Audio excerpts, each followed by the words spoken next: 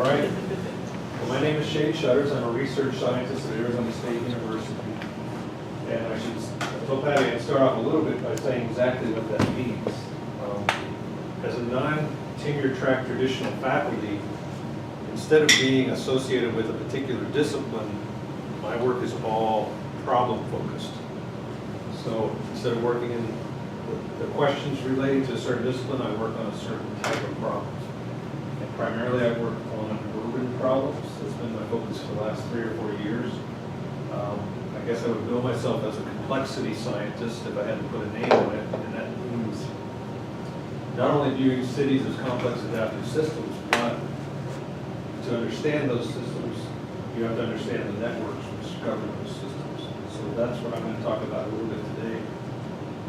I should also say that I'm so used to talking to interdisciplinary audiences and especially policy-related audiences that I stripped out a lot of the math, and I apologize if you were hoping to see a lot of math. I put references in there if you want to see the basis for a lot of the network analytics that I do. And I can talk about that in the question and answer if you like. We have one more guest arriving. Oh, good. I'd like to welcome you. Hello. Hi there. Welcome. Come on in. Have a seat right here at the table. Am I in the right place? There's two seats here too. All right, did you come to see Shane Shutters on Yes, global indeed. security? Okay. Yes, you are. We have coffee right here. We have coffee if you like, and cookies in the other room. And Shane, do you want me to do any introducing? I forgot that part. No, that's okay. I think you asked me to at least mention my strange background. So I actually did my undergrad here at the Kelly School of Business in the 80s. So I did an undergrad in finance, worked in international finance for a couple of decades, and then I did a doctorate in theoretical ecology. And so what I do now is sort of a melding of those two fields with a lot of other interesting things thrown in. As I said, what I do is my research is all problem solution oriented as opposed to disciplinary bounded. And so I thought I'd start off by talking about a case study that led to most of the research that I will talk about.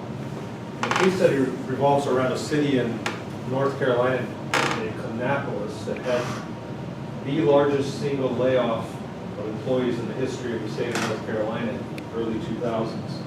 Almost, I want to say 30 or 40% of the adult workforce became unemployed in a single day when a furniture factory closed. Textile / furniture factory / upholstery factory. So the fathers and mothers of that city, the leaders got together in an emergency session and tried to figure out how to save their city, basically. And they floated a $15 million bond issue and found a huge partner in Dole Foods to contribute about $600 million more. And anybody want to guess what they came up with as the solution to saving their city? But this is a city of textile workers and machinists that build up around the auto racing industry. Cutting pineapples? Kenning? They built a huge biotech campus. Oh my gosh. 250-acre biotech campus, which I think ultimately had over $1 billion of investment.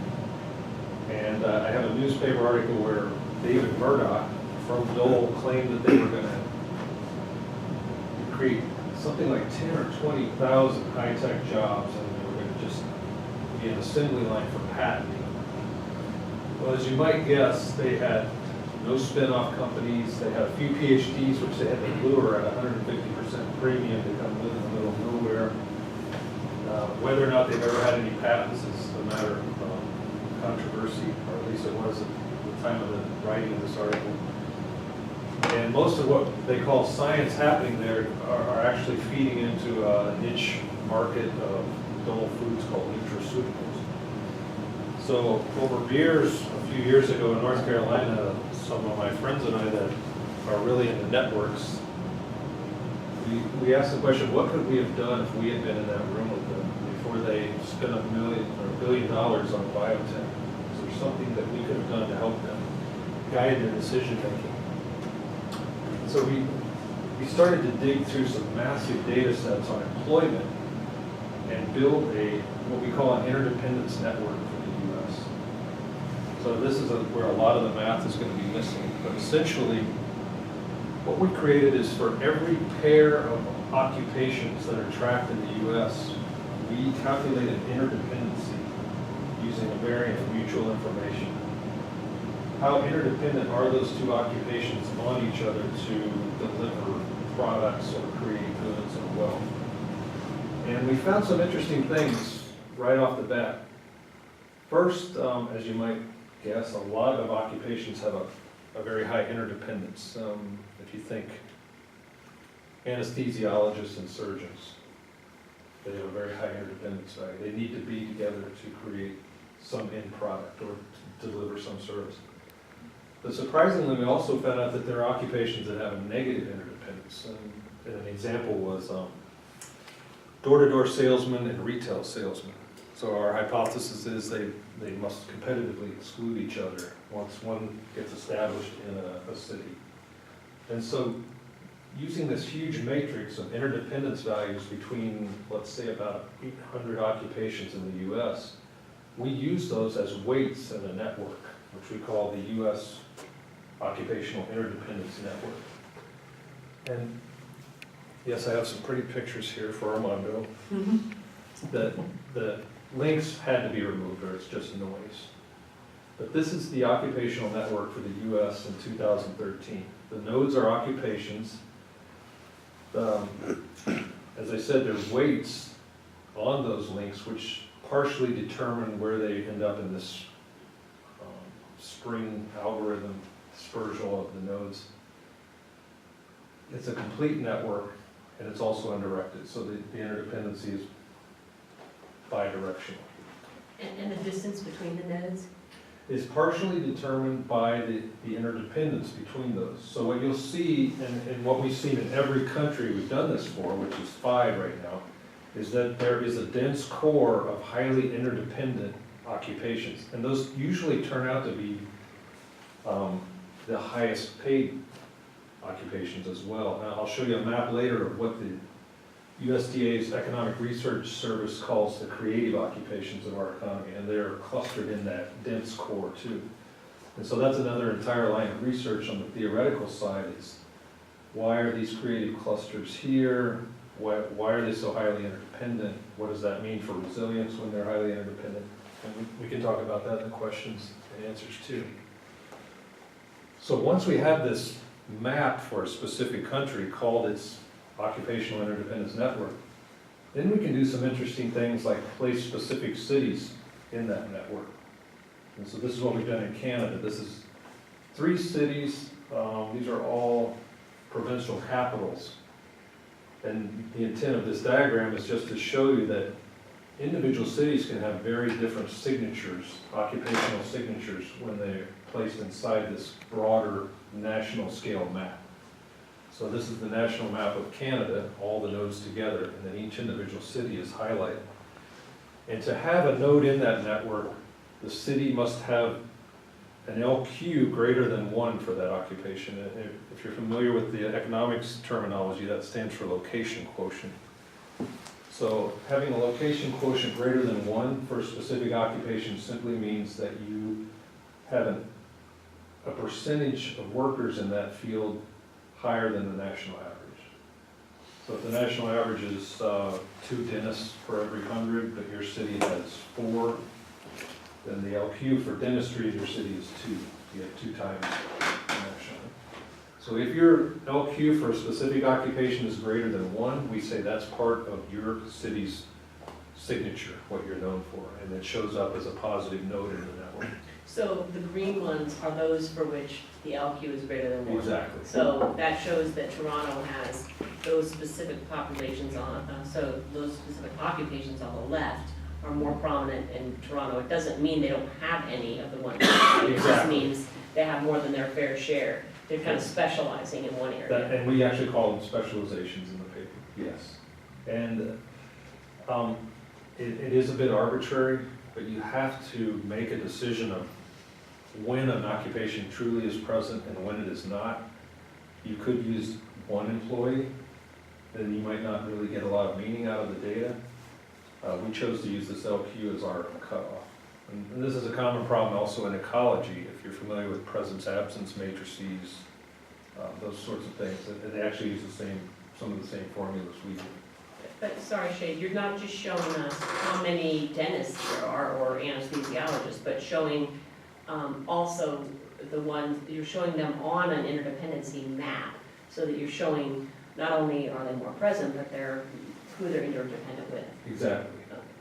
And as I told Armando, these are nice, pretty pictures that hopefully they'll help you understand what we do a little better, but they're not central to the actual research that we do. So, as I said, we can locate any labor signature in our map. I call those labor signatures. So it could be one of the cities you saw. This is a city in the US. But what we're interested in as far as helping cities craft policy is plopping into that map a aspirational state of the city. And one state that most cities agree that they would like to be is a creative economy. So on this side, you see what the network of creative occupations look like, and this is an example city. Poor Bay City. Yeah. I And get it, I it's chose rough, this it's city rough. because it's a nice contrast. And May as Toronto, well be Fort Wayne, though. Yeah. I'll show you some data later. Fort Wayne actually doesn't rank as bad as you think compared to other cities in Indiana. But then what we did in our first paper on this work was to, given two states of an economy like this, represented as a network, to find a aggregate proximity between these two states. So how closely related are these two networks? What's the distance between? And we're careful not to call it a distance metric because I don't think it actually adheres to all the necessary attributes of a true distance metric. We call it a proximity measure.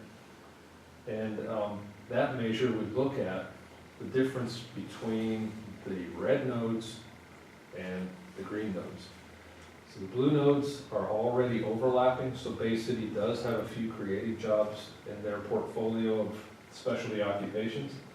But what's really interesting then to a policymaker is how far are the rest of those creative occupations, and what is the pathway that we can follow to get there? What intermediate steps should we promote to eventually end up transitioning to this creative economy?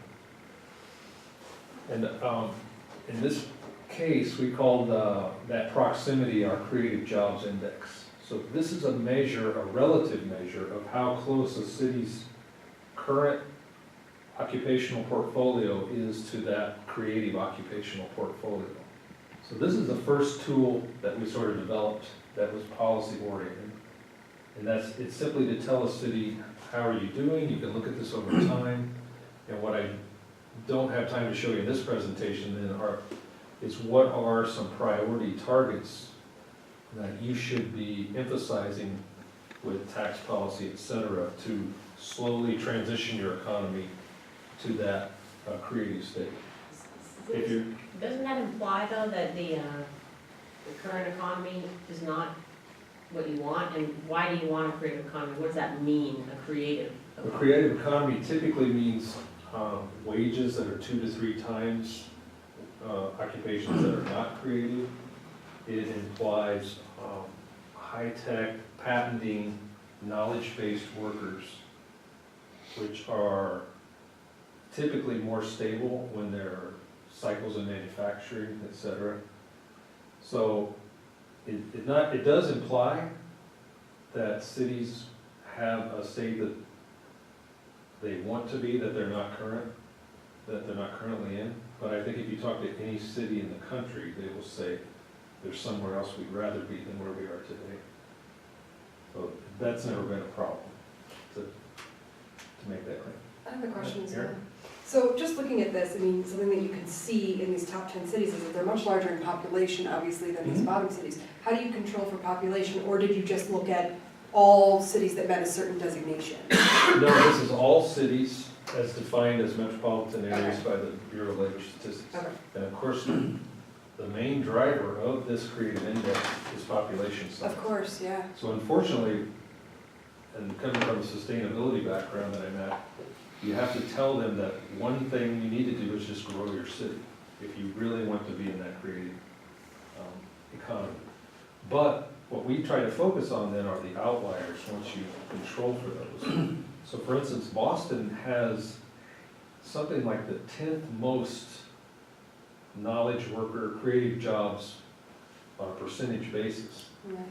Yet they have managed to iron out a lot of the negative links in their occupational network, more so than other cities. So even though they're percentage-wise, they're 10th for creative workers, they're first on our index because of the structure of their network. So that by viewing it as a network, it's telling us something that just pure numbers are not telling us. Just to ask a question, so these numbers are, the gold standard here is to cover creative economy. Is there a competitive aspect to the actual policy decision? For instance, if you look at numbers 4 and 5, the Seattle area and Portland, so can they both become creative, or is it a competitive process where one outbids the other? Because given the What we found out, relatively close to one another. I don't know what it is on a regional basis, but what we found out was that there are, I think, 19 US economies which consistently are increasing their creative index to the detriment of every other city in the US. So they are actually, what we suspect is that they are responsible for a sort of brain drain. So they manage to continuously attract creative knowledge workers from every other city, even though they generate them.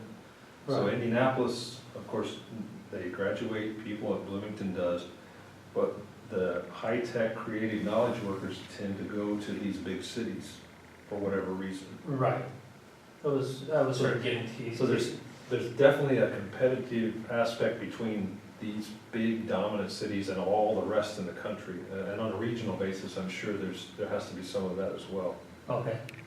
if that makes sense. Yeah, but then what you suggest, because the problem was that you could advise, maybe if you could have advised this particular community do this, does it follow that we want to be aware of the strategic considerations? For instance, if you're gonna do this, you're gonna be first.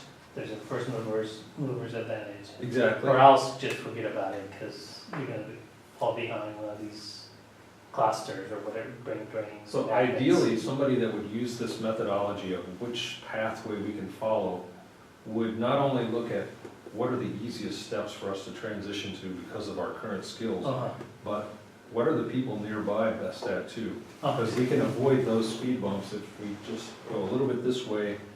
It might take a little more work, but the path is a lot clearer. There's less competition by going this route of development. So it's just one part of the large suite that should go into the decision process of how to grow the economy. And just to make it a little more local, these are the same results just for the metropolitan areas of Indiana. And I was at the Indiana Economic Development Corporation yesterday, and this is what they're really interested in. They seem to be really receptive to these sort of network perspectives of urban economies and trajectories, far more so than in my own backyard in Phoenix. So I'm really excited to hook up with those guys. But let's see, somebody mentioned Fort Wayne. So relative to other cities in Indiana, they're doing pretty well. Out of 370 cities in the US, they're about in the top third, it looks like. They're doing better than Bloomington. Now, Columbus has got just a bunch of engineers. I mean, it's really high in the STEM area because of all of the Cummins engineers. I'm surprised it's so. It depends on whether or not the specific type of engineering they do is classified as a creative occupation. And for the most part, STEM jobs, we actually have a STEM jobs index as well, that incredibly overlaps with the creative jobs index. So this happens a lot when I talk to economic development people. In their mind, they associate a certain city with a certain occupation because there may be a prominent company there. But they might forget that the other 95% of the city are restaurant workers or factory workers, non-tech factory workers, or farm labor type that, and I suspect that's true with Columbus. On the other hand, they have one of the highest real wages per capita in the state. So it could be a case of high wage, non-creative workforce. There's a lot of auto workers there at Cummins. So, yeah. Or a lot of engineers. But I suspect if they were really had a high overabundance specialization of engineers, then they would be much higher on this creative index. Unless the only thing they have in terms of creativity workforce are those engineers and not all the competence of the is another possibility. So another way that we use this network is not necessarily as a tool for policymakers, but we've waded into this debate in the literature on urban resilience. And I don't know how much people here deal with resilience. It's this buzzword, it's everywhere. And unfortunately, it's almost completely qualitative when you talk to people about it. They do surveys, and sometimes they don't even do that. It's not empirically based at all. This is an outfit that I've been working with now for a couple years, the Department of Defense. They're really interested in urban resilience. And they've summarized their own internal research for the last 3 years in this report, which echoes a lot of the scholarly literature that really highly integrated systems, highly connected systems, like New York and London, are the most resilient. And if you ask them how they come to that conclusion, they just say, well, look at London, it's awesome. That's about it, honestly. There is absolutely no theory or empirical backing for those statements, but here it is. This is right out of their 3 years of research embedded in this nice report. It's a very menacing title, preparing for a complex and uncertain future. I love those words. I love that. Now, at the same time, because of my background in ecology, this was required to read 15 years ago. I don't know how many of you have ever read Pan-Argy or know about it. But it kind of presents the opposite view, that when a complex system becomes over-connected, it becomes brittle, and it becomes susceptible to cascading failures. And so resilience is low when connectedness is high. And so we had all of this network data on cities, and I thought, why can't we get into this debate and at least test empirically with respect to economies, which perspective is more accurate? So, and if you look at them visually, you start to get a sense that some cities are tightly integrated, interconnected, and others are less so, as these two pictures point out. But what we did in the paper listed there was actually create a metric of tightness for each of these networks, actually for every city in the U.S. It's based on not only the weights between each node, but the size of the node. And what are the connections here? The connections, which are removed for clarity, are the interdependence between any two occupations. Oh, this is the same, okay. This is the same network with examples of two cities and where they fit into that network. So we developed a tightness metric for every city, which are plotted along the bottom, and compared those to how the cities were performing economically. And so in a steady state, let's call it economy, the Army guys are right. If things are going well and there aren't any shocks, those tightly integrated economies do much better. As I think in some cases 4 times as high on the y-axis in certain measures of economic performance. But then what we did is also compared that same metric of tightness to the change in performance from 2006 to 2009. So just before the Great Recession to its peak. How did the drop in, or let's call it the change in economic performance compare to those tightness measures? And when the shocks hit, it was the big cities that suffered the most. And I know that our values are not super, but they were significant, and they're all the same direction, regardless of which economic indicator we looked at. So as we waded into that debate, our conclusion was that, at least with our empirical evidence, it's the highly connected cities that are the most vulnerable to shocks. But we were very careful to say that only applies to these cases, it only applies to economic networks, and it only applies to a global level shock, not localized, like, let's say, a hurricane that's important. And we ended by saying, this just shows the promise that networks have to contribute to that entire field of resilience that seems to be sweeping the country. So the reason for that, though, that they're worse off when they get a shock is because, going back to your example, when the surgeon loses out, so does the anesthesiologist. They Exactly. sort of take each other And down. that's exactly what the panarchy perspective tells, it predicts that because they're so interconnected that you have, the failures are also interconnected. There's what they call cascading failures. So when you take out one job that's highly interdependent with 4 others, then they will be affected as well. It doesn't mean that the opposite, where by having 5 high-paid workers, when one is out of work, the other 4 will fill in, because we have redundancy and high capacity, which is the opposing view, and seemingly more prominent in the literature. It's not just the Army that makes this claim that connectedness is better. I think it comes largely from engineering literature, where redundancy is good, because if a node in the network gets taken out, there will be others, if it's highly connected, that can take its place and continue operation. Which could work for like a transportation network. Exactly, and that's why we made sure to say that we're not trying to say one perspective is wrong or not, just in this case, it's this way. Now you should employ network scientists to look at all the other possibilities of measuring resilience. So we're really pushing for a network perspective in this whole debate of what is and what isn't resilient.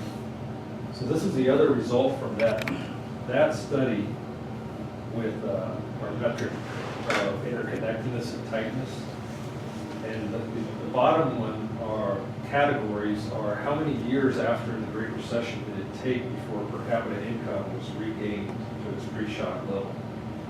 And you can see that the longer it took, up to 3 years, the more the tightness, the higher was the tightness of that city. So this really nicely demonstrates that not only was the initial response to shocks worse, but the recovery time was longer for the really tight cities. And then we had this category that never regained it within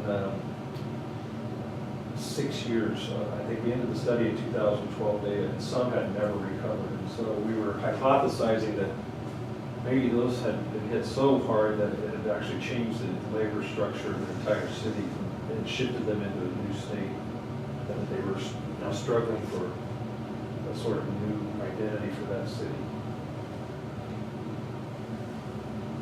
So this is more of the current work in why I was in Indianapolis yesterday. We spent all last summer creating a crosstalk between occupations and industries. So when you saw what a city looks like as far as the nodes it occupies within that broader national network, what you're really looking at is the labor signature of that city. But it doesn't have to be just a city that you can drop into that network. It can be the labor signature of an industry. And now, instead of measuring a measure of proximity between a city and some portfolio of occupations, we can use the exact same methodology to calculate the proximity between a city and a specific industry. And we actually did this for every city, for every industry, and you get a massive matrix that you can then rank each city by each industry and tell a city which industries it's most suited for. So in this case, we switched the name, we call it the Suitability Index. And so this is another example of local ones. So the suitability here is measured in standard deviations. So for instance, Indianapolis in the industry of other transportation equipment manufacturing, these are very fine-grained specifications from the NAICS code at the Bureau of Labor Statistics. It tells us that Indianapolis is 2.4 standard deviations above the national average for that specific industry. And they're ranked 6th in the country as far as how well suited their current labor structure is for that industry. So what this helps a policymaker do is, if they want to prioritize investments in growth, it can tell them a couple things. One, where they could go today because they have the current labor structure, or if they want to do something that's not on this list, where they need to invest in skill development. And one thing that was truly remarkable about Indiana compared to other states that we looked at is that it's almost across the board manufacturing. And I forgot to mention that this is restricted to advanced industries. So I'm trying to show cities what are the most suitable advanced industries. And I should back up and say what those are exactly. Those are defined by the Brookings Institution. There's about 50 out of 300 that they've designated as advanced industries. They make up 9% of the US workforce, but they account for 65% of exports and about 80 or 85% of patents. And the wages in those industries are 2 to 3 times on average what they are in non-advanced industries. So I'm taking it as a given that these would be desirable targets for a city. It's not always true. Where I'm from, they've spent 40 years attracting jobs, period, regardless of the quality of those jobs. And as a result, they've had over 30 years of declining real wages. And so now they've got, every day in the paper, there's some story about all these new jobs we just attracted, but they don't say that they're minimum wage jobs. And that ultimately leads to problems with the tax base and education and all of the spillovers that come with the knowledge economy. And they're just now starting to realize that maybe they should have focused their efforts on things like this, not just any jobs, but knowledge-based jobs, advanced industries. So that's why I focus on it in this particular slide. So for Bloomington, I'm seeing research and development in the social sciences and humanities, but it's at a 0.26 suitability, which sounds like it's not that great, especially when you're looking at Indianapolis, 2.4 for transportation equipment manufacturing. So is that just on the basis of, look, if you're in Bloomington, let's face it, the size of Bloomington is pretty small, and it's just not going to get that high. So 0.26 for Bloomington is pretty good, but if you're in Indianapolis, you don't want to be going for anything that's 0.26. Well, even in Bloomington, going for something 0.26 is really hard. And I think this isn't telling you that it's because of Bloomington's size, but that's a result of Bloomington's size. So the smaller you get, the smaller and smaller your prospects become as well. But it's not all bad. If you look on a relative basis, I don't have it up here, but in particular, Muncie and Kokomo, their prospects were all negative, meaning that their most suitable advanced industries, their suitability values were below the national average. So that it means that they must have a preponderance of non-knowledge-based workers, non-creative type workers. And so the guys at the state yesterday were really interested in whether they should push IU to invest more in their regional campuses there, for instance. But then the argument back from the IU people was, well, we can't guarantee that they would stay in the community if we did train them. So we're right back where we started. These are really difficult problems to address. Shane? Yes. Hi. Do you know, I'm not familiar with the Brookings methodology, how did they define what is considered advanced? Labor capital ratios, or STEM proportion of workers, or intellectual property content? If you can get that out of them, I would be happy. It was difficult, and it took several emails just to get them to give me the detailed industries that they Oh, really? included in that Sounds right. category. So what they had published on their reports a year or so ago, the Metro program, if you're familiar with Bruce Katz's program, was simply how each city ranked in terms of employment percentage in advanced industries. And when I asked them, what are those industries, it took 2 or 3 emails to get this level of detail. So other than their breakout by patenting and export and wages, I have no other knowledge of how they classify those industries. Who are you talking to there? Who is the person that developed these studies? I don't know who within Brookings did. I talked to, I believe Bruce Katz was his name. But they have some really good people though on the metropolitan program there, so this is nothing against them. They just, I think they choose to keep some things proprietary because they do charge for their services. And I'm already to the last slide, so I want to talk about where I think the future of this type of work is going. And I firmly believe that a city is really defined as a network of networks. There are multiple infrastructural networks, there's all sorts of resource delivery networks, energy, electricity, gas, there's communication networks, internet, there are all types of social networks, there are financial networks, there are interlocking corporate boards, which we talked about. So those make a multiplex, as Michael Batty calls it, of incredibly complicated interlocking networks where taking out a node, let's say in one, can have a cascading effect in all the networks far beyond what would be expected in a single network. And I list a very interesting paper at the bottom, which I encourage you to read if this interests you. But in that case, they were studying a series of blackouts in the electrical grid in Italy. And it happened much more extensively and rapidly than would be projected by looking at the electric grid, until they realized that every node in that electric grid depended on a node in the internet grid, and that every internet grid depended on a node in the electric grid. And so that a single node knocked out in the energy grid knocked out a corresponding internet grid node, which was conducting communications between the different electrical nodes. And that took out some on this side and out on this side, and it went back and forth until the whole country had a blackout, I believe, of internet and electricity. So feedback between them. Yes, and they aptly titled it theirs also, Cascading Failures.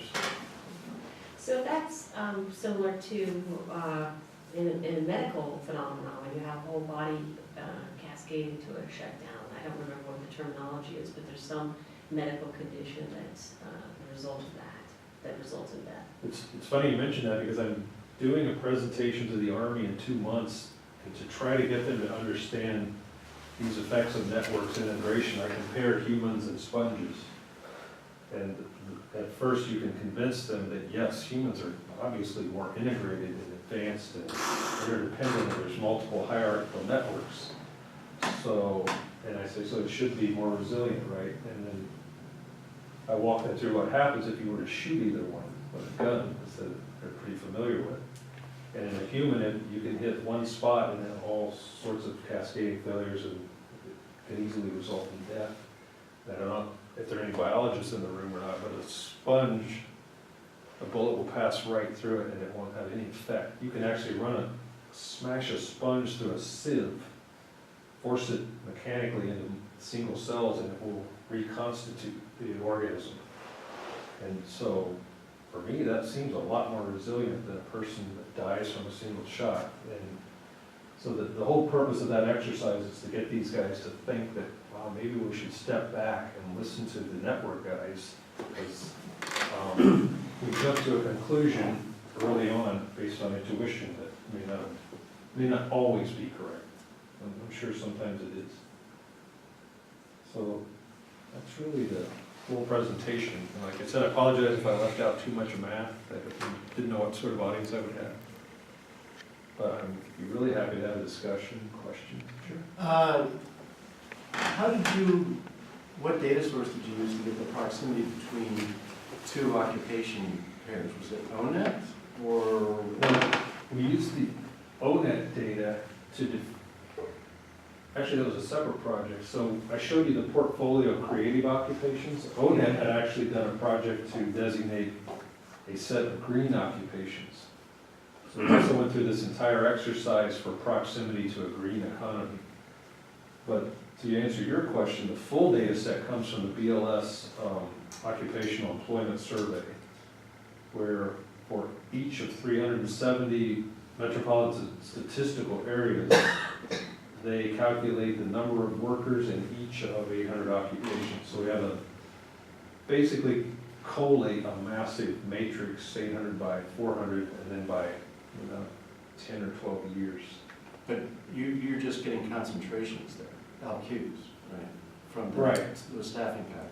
So from those patterns, we can develop LQs, and then from the LQs, we digitize those to 1 or 0. Either it's a specialty of the city or it's not. And then we apply a metric, a derived metric of mutual information to those two, or to those two vectors of speciality to develop a measure of proximity between any two occupations, actually between every two occupations. And we could have done something like simply the correlation between the LQ values.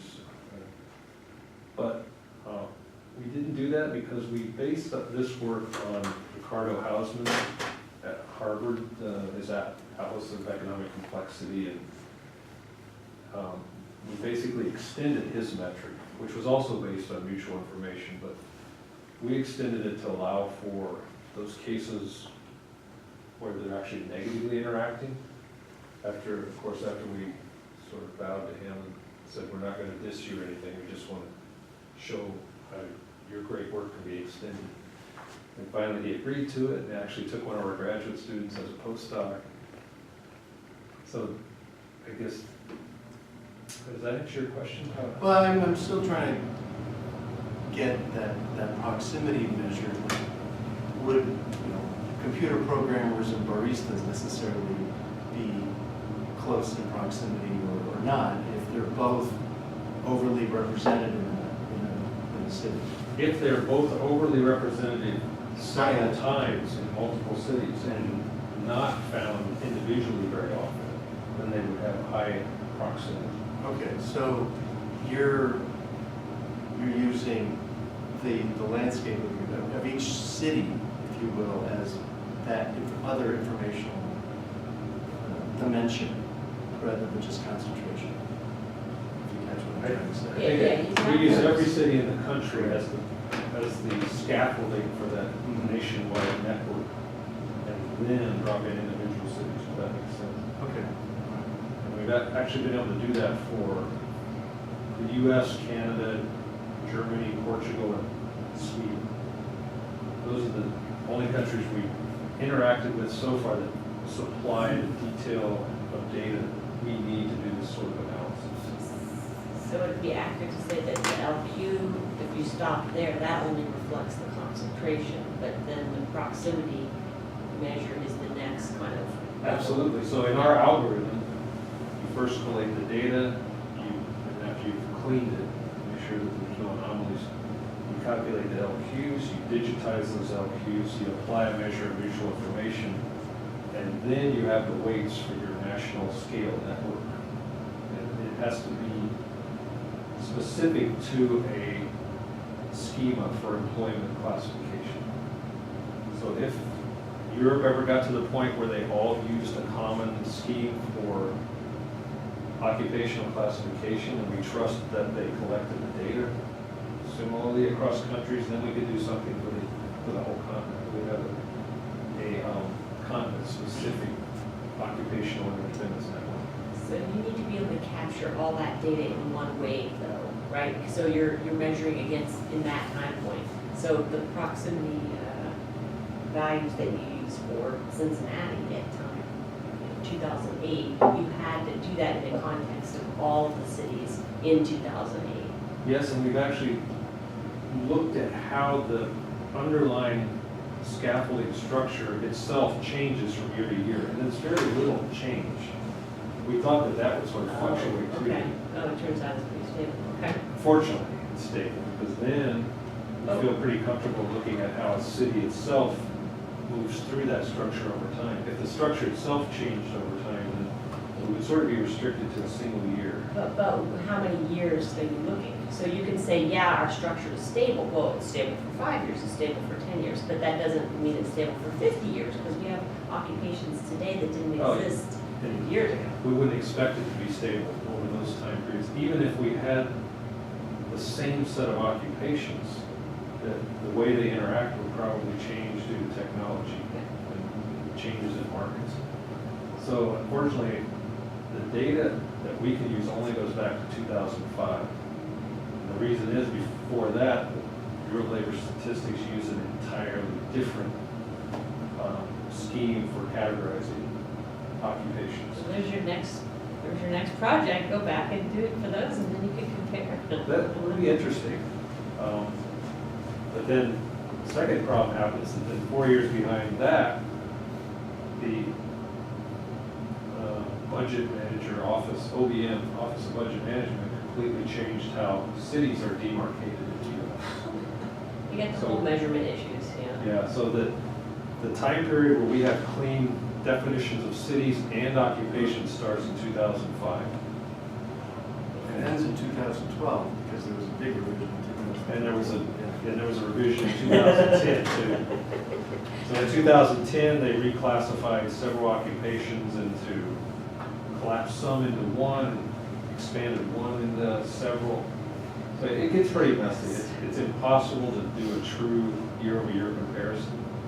But as long as they're somewhat stable, and at the same time, cities come into existence, or previously unrecognized metro areas achieve that status from time to time, which throws off. Armando.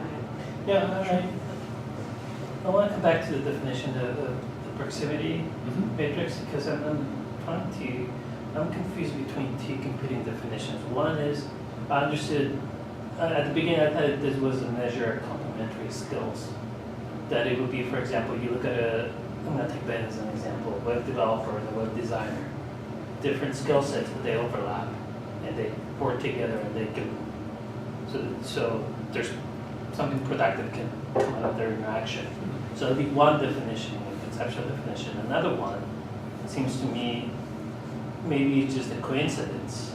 So the baristas and the programmers example is, if the, say, Silicon Valley, the high-tech sector rebounds, and their services sector is going to rebound as well, because these programmers want to go to restaurants, they want more entertainment, they drink a lot of coffee. So it's reflecting more about, it's not necessarily the barista skill programming per se, or they have complementary skills. It's just that No, they're so our definition is that broader one, but within that, we probably capture the ones that are due to complementary skills. But our expanded definition mathematically would not include those others. It might seem like chance, but if they're truly by chance, then they're not going to have any. No, I'm not saying by chance, because there could be a little process behind it.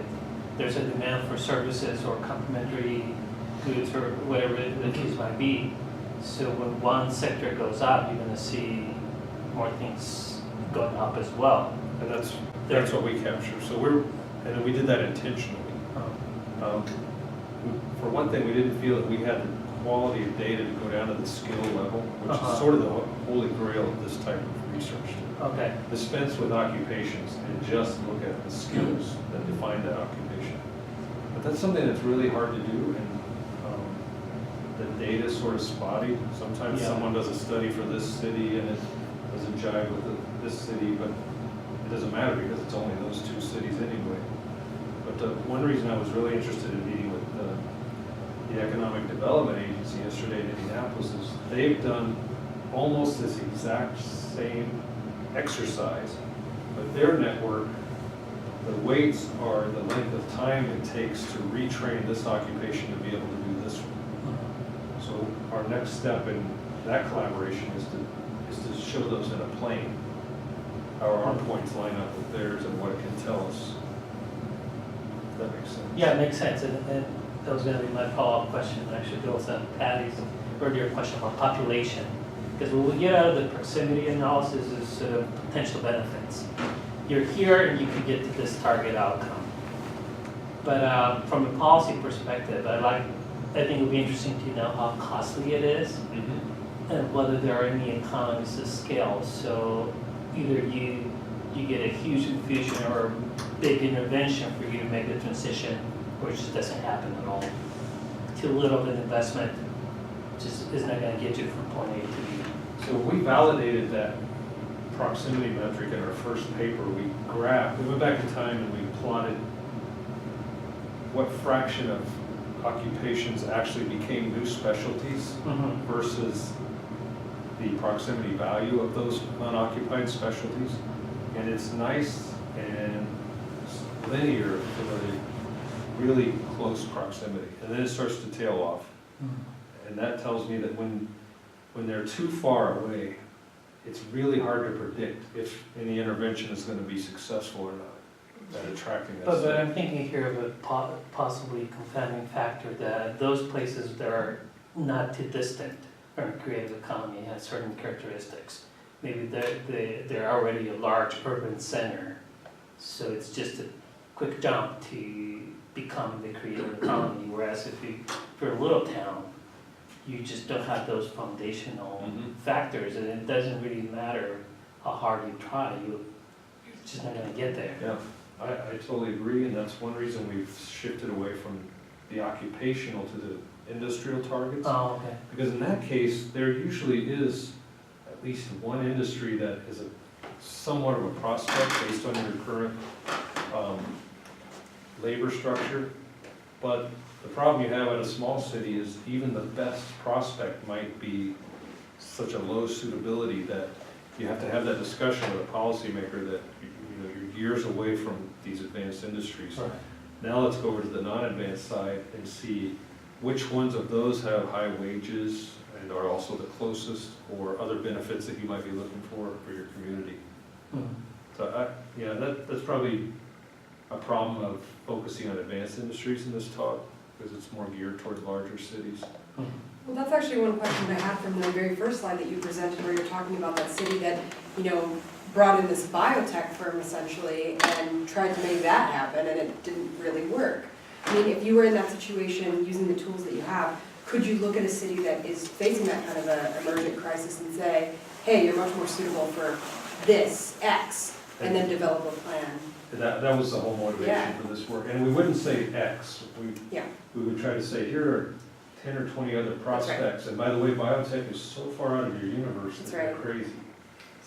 So whatever happened with that? So they built this whole complex, what is it now, a ghost town, is it? No, it's almost entirely owned by Dole Corporation, the main investor. Oh What do they do though? They still pay these exorbitant salaries for people to come work there because there's no other way they can get them there, and they've done that because they don't want to lose the investment they've already made in building all that infrastructure? I don't know the exact fate of it, but I know that, as I said on the slide, almost all of the research that goes on there are to develop products, nutraceuticals.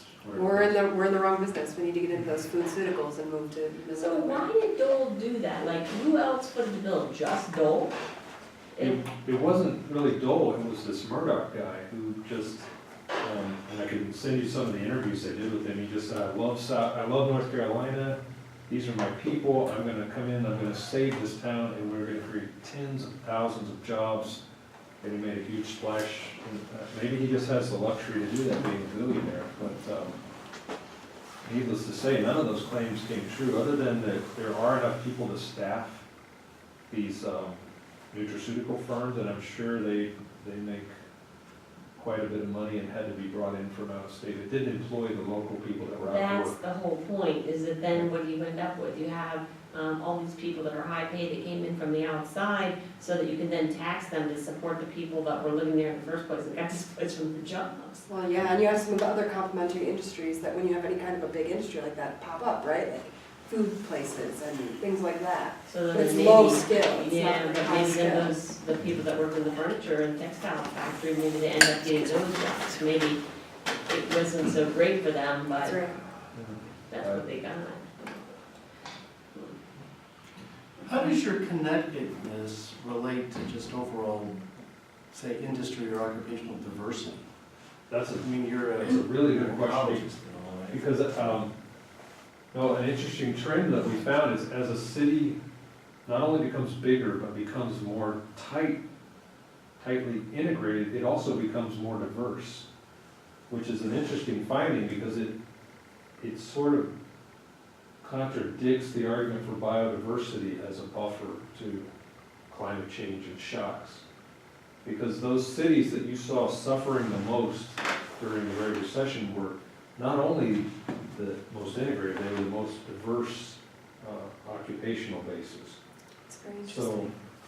it sort of tells you that as you have a division of labor, those new entities that you divide the labor into are also highly dependent upon each other. So individuals become more specialized, and you can think of a firm growing from a sole proprietor to a big firm where everyone has a very specialized, specific job. And when that happens, they also become, those occupations are correlated. So I have another colleague who's trying to argue in a paper that it's uncorrelated diversity that serves as a buffer to shocks and climate change. And that people that have studied biodiversity are missing that aspect, and they need to bring in this perspective of how interdependent the diversity is before they make broad claims about the benefits of biodiversity. Because when they're correlated and they're interdependent, the entire system can become more brittle. If that makes sense. Brittle It and does, brittle. it's very interesting. Yeah.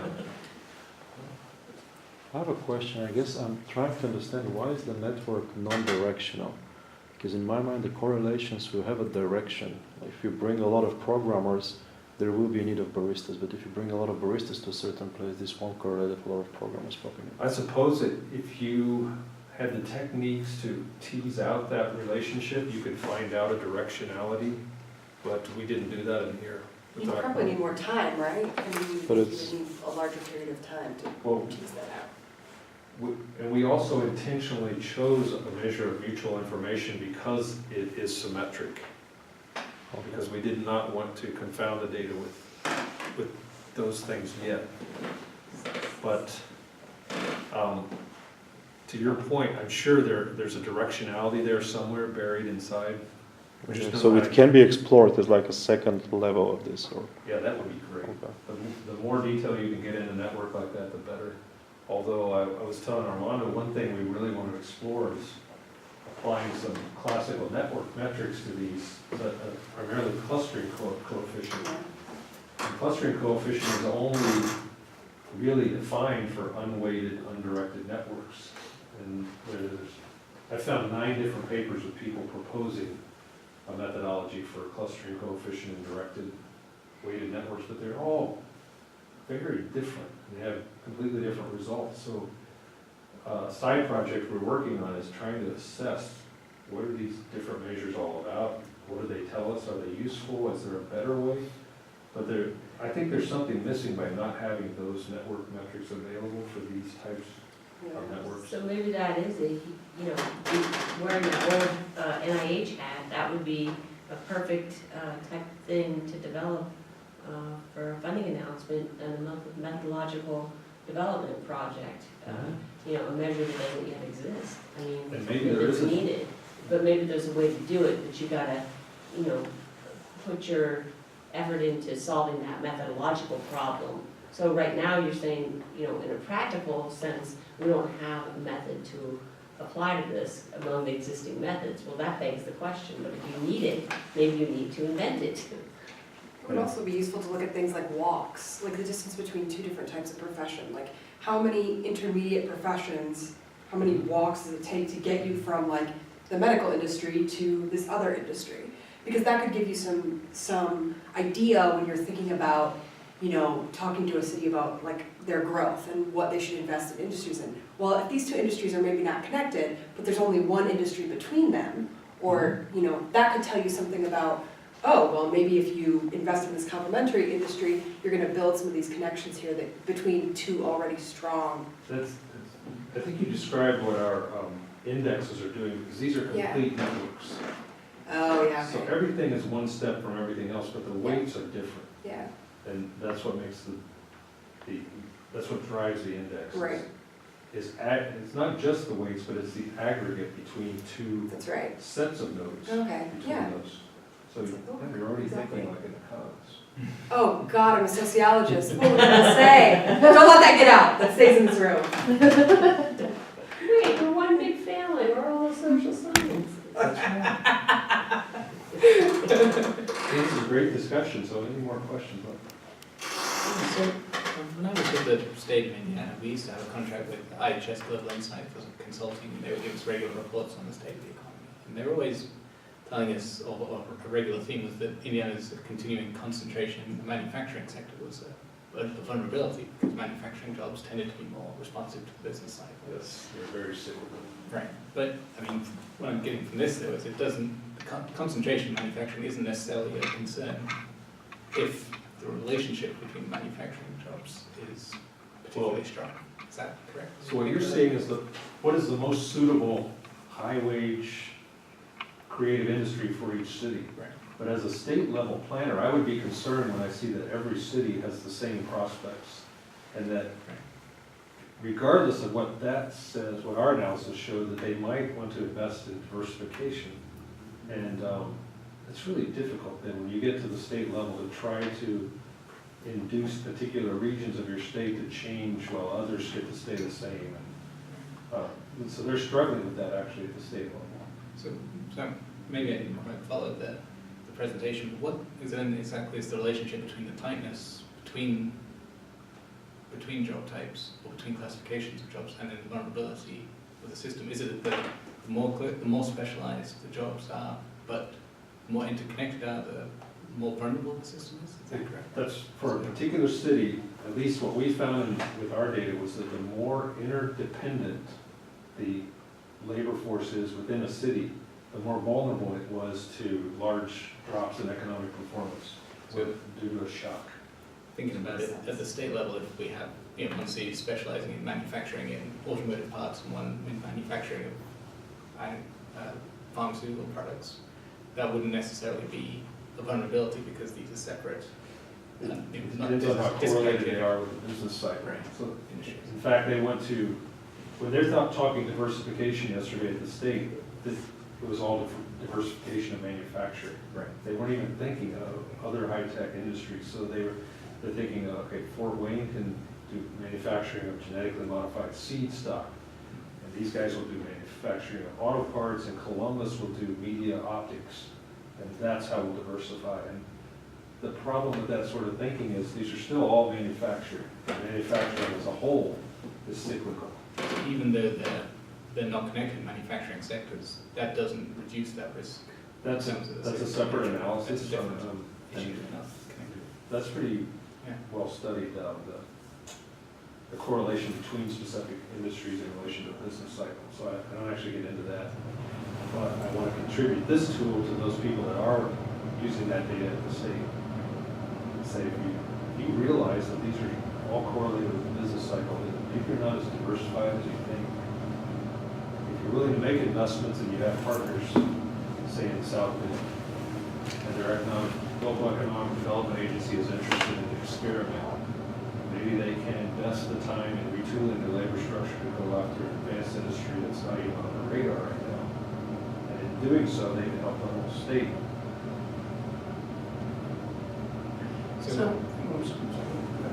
Well, just to follow up then, so, but those jobs in the manufacturing sector, which would also be classified as creative, in the creative category, I mean, would those creative jobs be more resilient than those manufacturing jobs which were not classified as creative? Not Or do you not necessarily. get into that?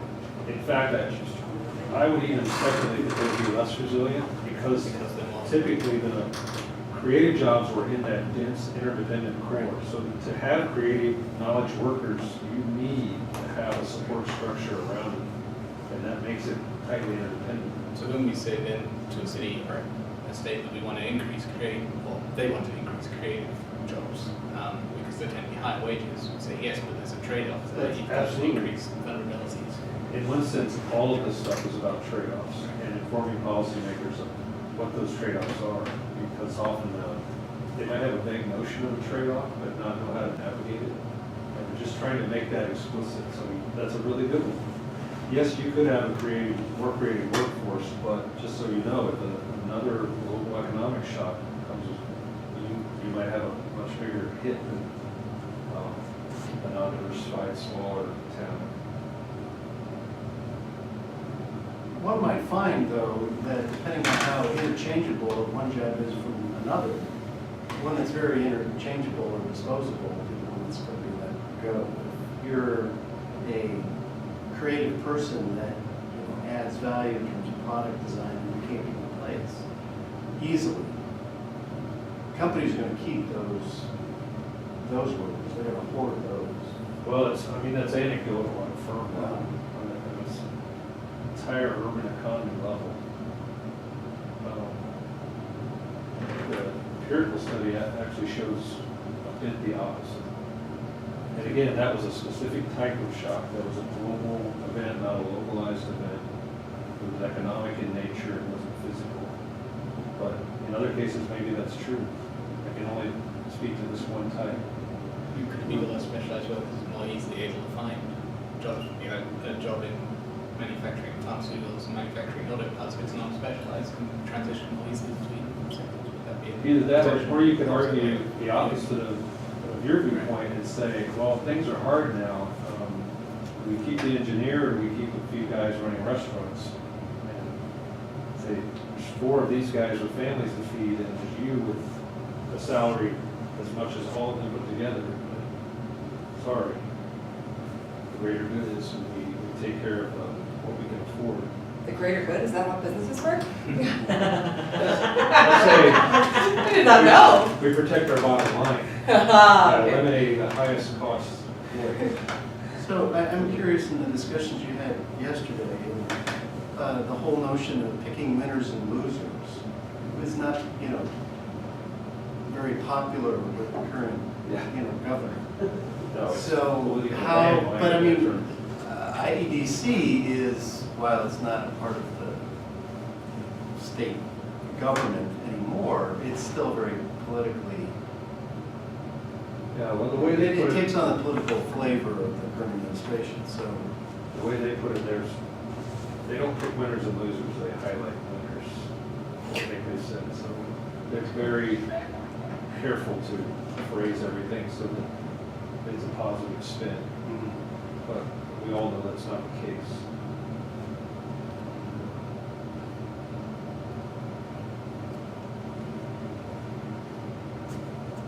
Great work, thanks for coming. Very interesting. Thank you very much for having me. If anyone has any follow-up questions, feel free to email me. Just one more. Sure. I don't know how familiar you are with, like Michael Porter's cluster analysis by industry. So we've interacted a little bit with the guys at Harvard, I Uh-huh. can't remember his lab, that does the industrial clustering. Yeah, that would be, the Institute for Competitive Studies or something like that. That's Michael Porter. Okay, that was what I was thinking. Yeah. Well, I mean, what they've done, you were talking about uncorrelated diversity. In a sense, the whole notion of clustering industries together is to find industries that are correlated together as those that tend to show up or supply one another and all the rest of it. So if one takes those as, all right, these should be relatively uncorrelated, that could be one way to look at some sort of diversity then, because you've already eliminated the fact that cluster A and cluster B are, have different supply chains, different. I'm definitely not saying that they shouldn't be correlated. Mhm. When they're diverse, I'm saying there's a trade-off. Right. You get efficiency by clustering correlated industries at the expense of vulnerability to a shock. To this specific shock, the And global shock, I think, global I seem economic to- shock. yeah, I seem to adhere more to the panarchy framework that in any system where things are tightly integrated and a shock comes along, it's going to suffer more than if it were non-integrated. That's why I use the animals analogy. But if there was a Pareto optimal, let's say clustered industries that weren't correlated, suppose that would be the best of both worlds. I just don't know how you would actually do that. Yeah, I don't know. Instead, you have. Well, what you have to do is invest in multiple, industries that are related to one another, right? That have correlations with them. Or the minimal correlations, but, or somehow you would define it as clustered. I don't know, I guess that's why policymakers exist, to navigate those trade-offs. Weird, because we didn't see any maps like that when we were showing the sort of fingerprints of the city. There's none that are like, a couple nodes connected here, bunch of nodes connected here, bunch of nodes connected here. That's true. No connections That's a between. good observation. That did not exist. That's because what I showed you were occupational clusters. Right, oh, that's what I'm Industrial thinking of. clusters. Oh, No, we had hoped to see some of that actually when we did this analysis, but nothing in any country is like that. yeah, that's really interesting. Specific cities have signatures that when if you go overlay two cities, you would see a cluster in one area versus Right. not within a single city.